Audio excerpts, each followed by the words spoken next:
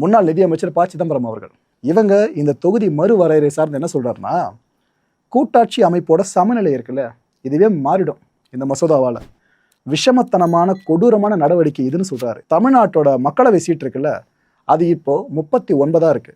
இது 58 மாறும் அப்படின்னு சொன்னாங்க. ஆனா இது வெறும் மாயை மட்டும்தான். மறுவரையறை செய்யும் போது இது இன்னும் குறைஞ்சு 46 வரும்ன்றாரு. ப்ரோ, எப்படி பார்த்தாலும் கூட குறைய நம்மளுக்கு அதிகமாகுது. 39லேருந்து 46 போகிறது நல்ல விஷயம் தானே கேட்டிங்கன்னா, ஆக்சுவலாக இது சார்ந்து இன்னும் அதிகரிச்சிருக்கணும் இங்கே மக்கள் தொகை கட்டுப்படுத்தப்படாமல் இருந்திருந்தா.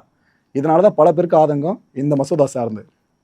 இப்போ 80 சீட்டு கொண்ட உத்தரப்பிரதேசம் இருக்குல்ல, அங்கே 120 மாறும் இந்த தொகுதி மறுவரையறைக்கு பிற்பாடு. அது இன்னும் கொஞ்சம் எக்ஸ்டெண்ட் பண்ணாங்கனாக்கா 140 கூட தொடர்னு சொல்கிறாரு.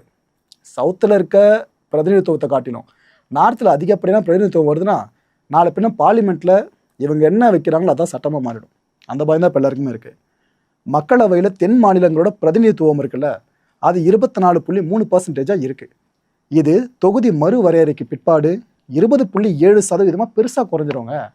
ஏற்கனவே சவுத்துக்கு மத்திய அரசு பெருசாக எதுவும் பண்ணுறதில்லைன்ற குற்றச்சாட்டு இருக்குது. அது இன்னும் நீங்கள் அதிகரிக்கிற மாதிரி இது போலாம் பண்ணணுமான்னு அவர் கேட்குறாரு.